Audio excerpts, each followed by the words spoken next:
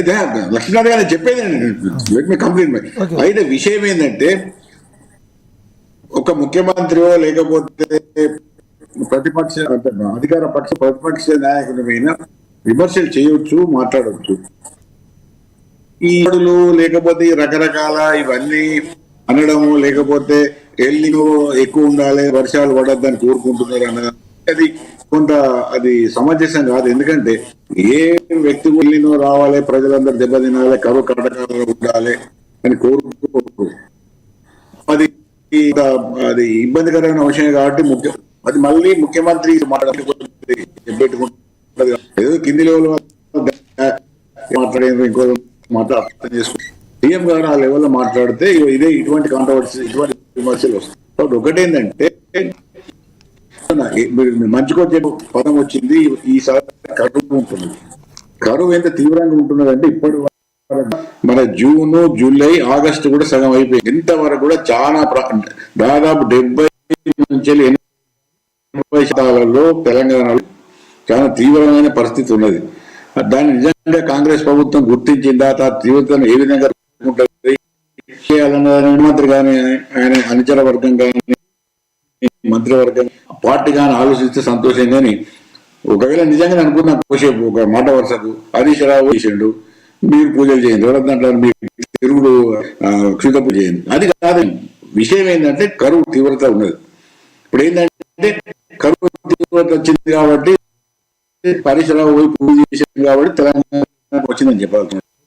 ముఖ్యమంత్రి గారు ఏం చెప్పాలి, ఏది ముఖ్య ప్రజలకు ఇచ్చే అసలు విషయం ఏంటంటే కరువు గురించి 6 నెలలే ప్రపంచ వాతావరణ అంతర్జాతీయ జాతీయ నుంచి వెళ్ళి స్థానిక సంస్థలన్నీ కూడా ఈసారి సూపర్ ఎల్నినో వస్తున్నది, చాలా తీవ్రంగా ఉంటుంది. మంచినీళ్ళు కూడా దొరకడం కష్టం. ఇప్పటి కూడా చెప్తాను సార్, హైదరాబాద్ లో చాలా ప్రాంతాలలో మార్చి నుంచి వెళ్ళి బోర్స్ పోయినాయి, ఇప్పటి వరకు కూడా నీళ్లు లేవు. ఇప్పటి వరకు ట్యాంకర్ సరఫరా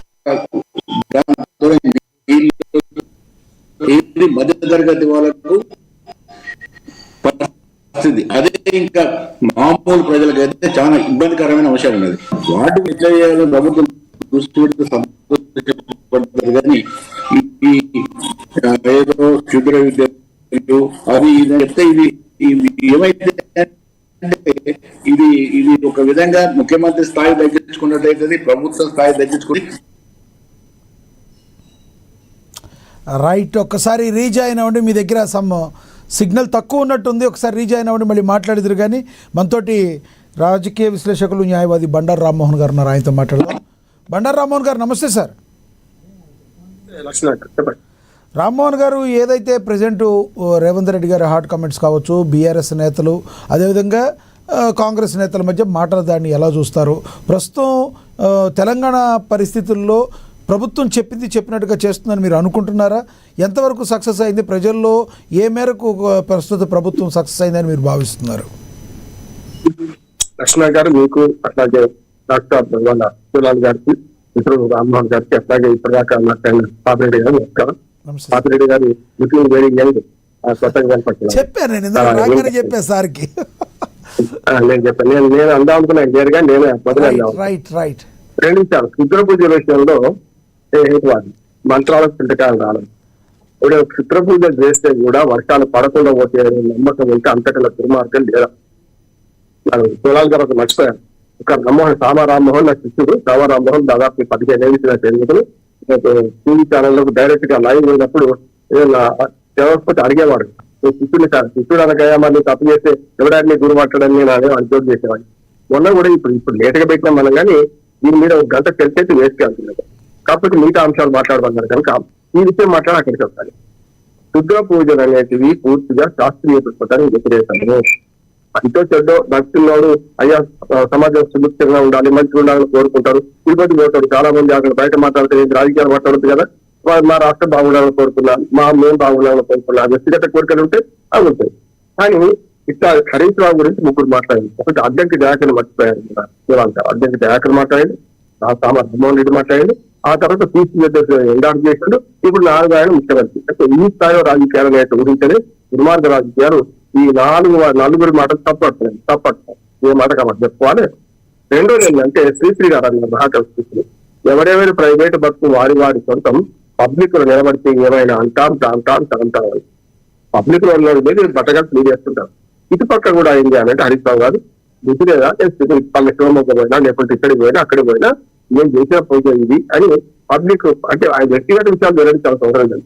కానీ వాళ్ళు అంటున్నారు కనుక చెప్పాలి. నేను రామ్మోహన్ అది మన ఈ రామ్మోహన్ సాబా రామ్మోహన్ రెడ్డిని సాక్షిగా అడిగాను. నేను ఆయనకు కట్ అయింది కానీ ఆయన సమాధానం ఇవ్వలేదు.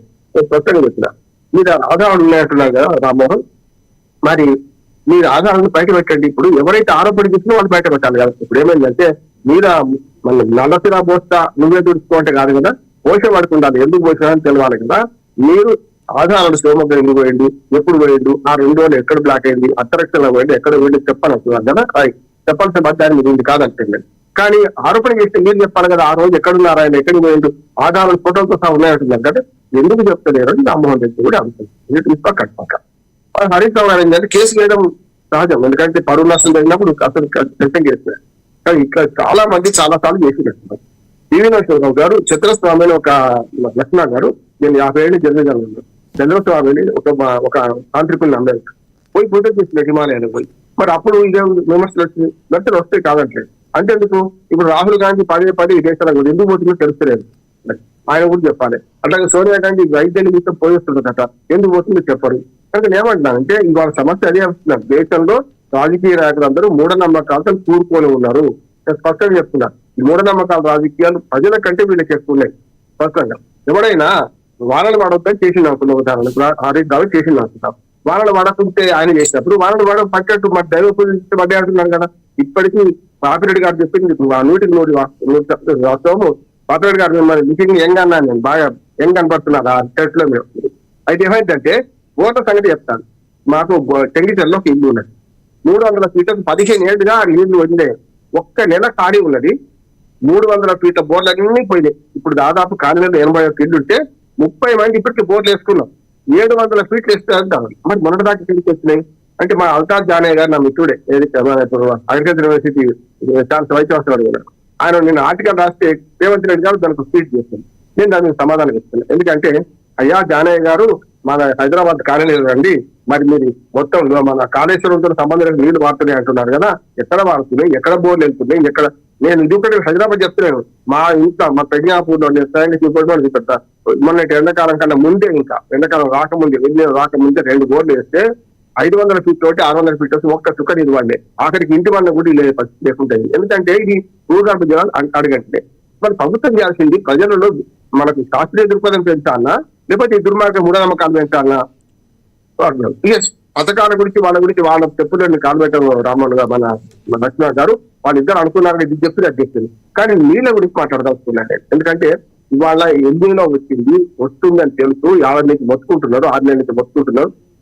పార్లమెంట్ గారు 2 నెలల కాలం పోయింది ఇప్పటికే, ఇంకా గడ్డు కాలం వస్తుంది. రేపు హైదరాబాద్ నీటి కొరత వస్తుంది. కానీ మన అదృష్టం